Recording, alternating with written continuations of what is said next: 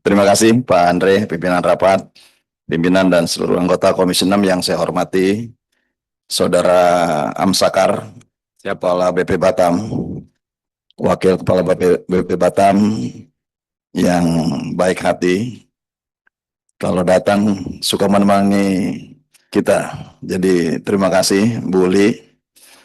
Harus begitu sebagai pelayan publik, kita tidak ingin juga dihormati, tetapi kolaborasi dan kebersamaan ini penting untuk membangun wilayah.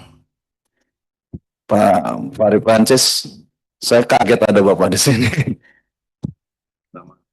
Mau kritis jadi agak longgar saya. Kalau Pak Amsakar sendiri saya kritisi itu. Pak Sudirman dan seluruh para deputi yang saya hormati, saya banggakan.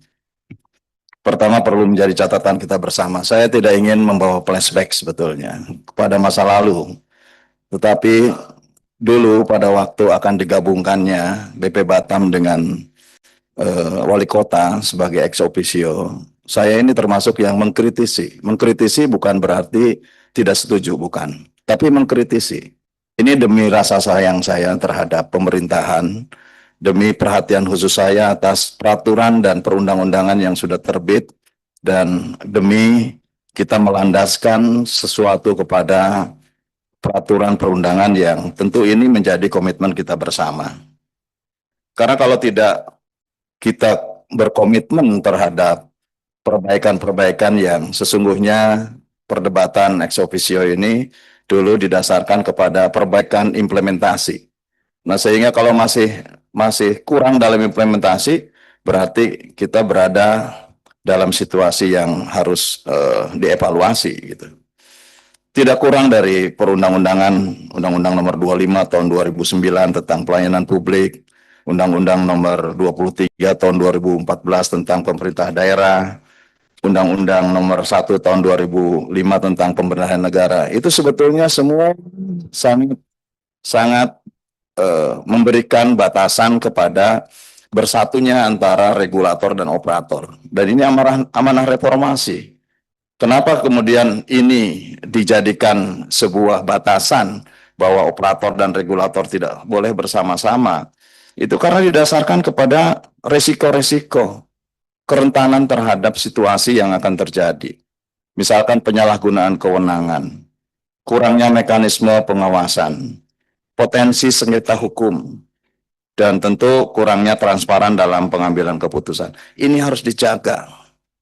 Kepala BP Batam yang diberikan kewenangan oleh Presiden harus bisa menjaga persoalan ini sebaik mungkin. Kalau masalah komunikasi saja sulit, berarti Anda tidak termasuk orang yang menjaga amanah Presiden. Saya akan gugat kalau tidak amanah dengan apa yang menjadi amanah Presiden gitu. Karena Presiden sudah memberikan tanggung jawab, kewenangan, sekaligus sebagai regulator dan operator, tunjukkan Batam jauh lebih baik. Misalkan persoalan konflik pertanahan, bisa cepat diselesaikan gitu. Bapak sebagai regulator, sebagai operator, semestinya punya kecepatan lebih dibandingkan dengan yang lainnya menyelesaikan kasus-kasus sengketa pertanahan. Yang dianggap bahwa belum memenuhi asas hukum perundang-undangan, dibantu supaya bisa memenuhi asas legalnya kepemilikan tersebut. Bagi masyarakat yang di sana kurang berkemampuan, ya dibantu dari sisi UMKM dan lain sebagainya sehingga tidak terjadi ketimpangan. Karena pertumbuhan Batam ini merangkak naik kembali, meski pertumbuhan Batam masih jauh di atas rata-rata Batam pada waktu dikelola oleh BP Batam secara terpusat. Dulu 13% pertumbuhan bisa 17%. Sekarang berapa rata-rata pertumbuhan Batam? Berapa Pak Musakar? 6-7%. 6-7%. Masih di bawah pertumbuhan rata-rata BP Batam dulu. Jadi ini yang harus dikejar, gitu ya.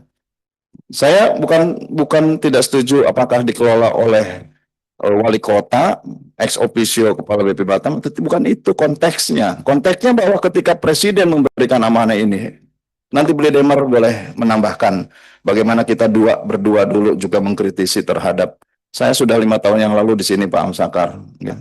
Pak Amsakar semestinya kenal saya, semestinya gitu loh. Gitu ya.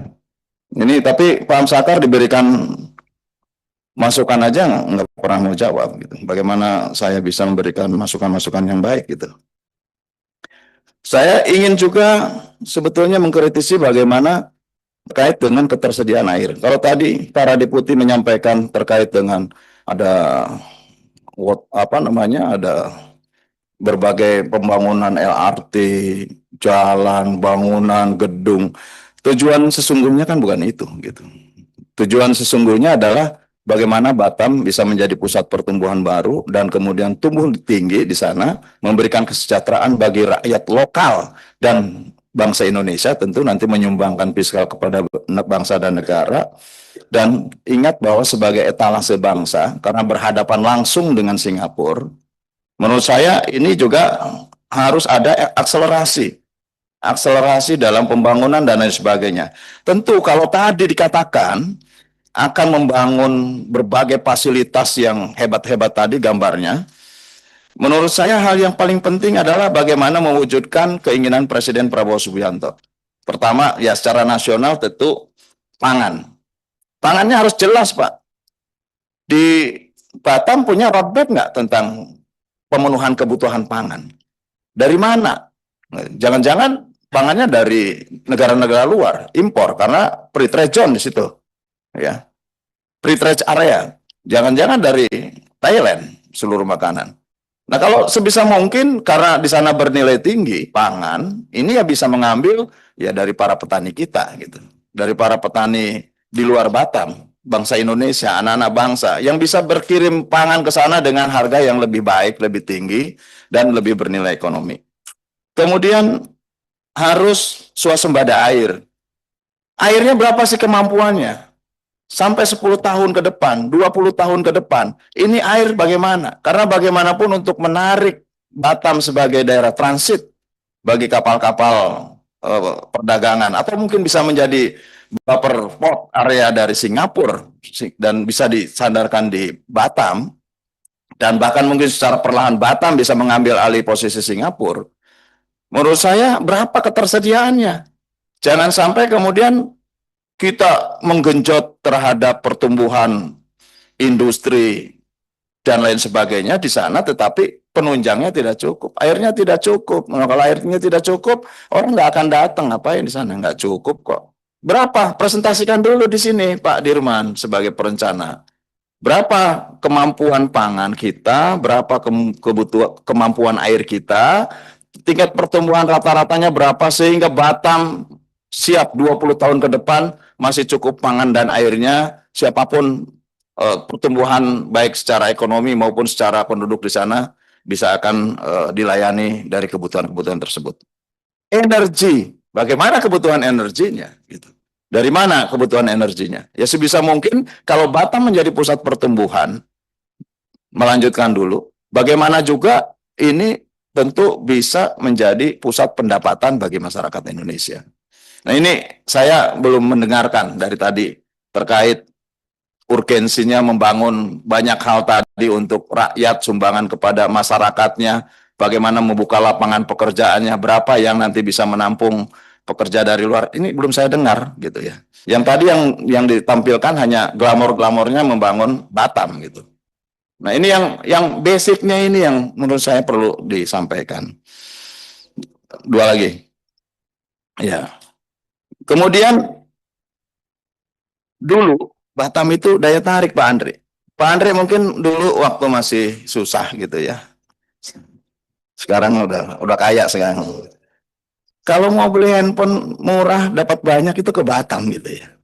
Ya, misal gitu. Wah, saya. Oh iya ya.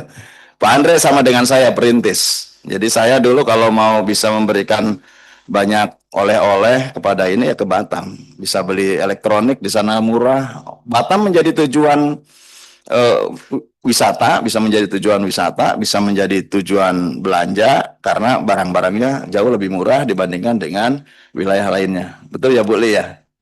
Nah, karena itulah hari ini saya kira tidak lagi tuh Batam menjadi tujuan seperti itu gitu.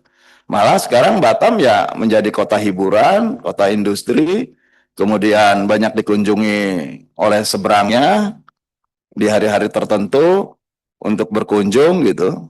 Di sebelah di sana ada Universal Studio, kemudian di sebelah sana ada Legoland ya di Malaysia, di Batam tidak ada gitu loh. Nah, sehingga dari Indonesia nyebrang ramai-ramai ke sana, dari sananya sedikit nyebrang ke sini.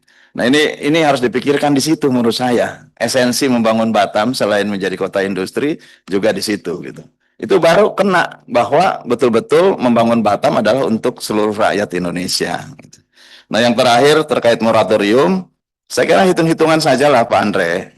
Pak Andre, saya tidak menyatakan setuju atau tidak setuju, tapi nanti Pak Sartono barangkali. Tentang moratorium ini ya diperhitungkan. Namanya membangun kawasan itu dihitung. Kalau tadi kan saya minta cabut moratorium lahan, tapi ya tunjukkan dulu loh besaran Batam sebesar apa, yang sudah dibangun sebesar apa. Kan cara membangun sebuah kawasan kan juga harus mempertimbangkan ekosistem yang ada di sana. Berapa besar kawasan penyangganya, berapa besar kawasan lindungnya, apa cukup cukup tidak kawasan pemanfaatan ini, zona pemanfaatan dengan zona pendukungnya. Nah, kalau kita mengabaikan prinsip-prinsip pembangunan berkelanjutan pun ini akan bermasalah terhadap masa depan masyarakat kita. Tiba-tiba kita bangun semua, ada hujan besar, banjir misalkan. Tiba-tiba kita bangun semua, kita kekurangan air di sana. Kan ini menjadi persoalan lanjutan akhirnya. Nah, oleh karenanya, kalaupun ada hal-hal yang ingin meminta persetujuan kepada DPR, sebaiknya dirinci, diperjelas dulu, sehingga prinsip-prinsip terhadap pembangunan berkelanjutan, terhadap kemanfaatan bagi seluruh rakyat Indonesia, ini bisa kita penuhi. Terima kasih Pak Andre. Assalamualaikum warahmatullahi wabarakatuh. Ya, waalaikumsalam warahmatullahi wabarakatuh.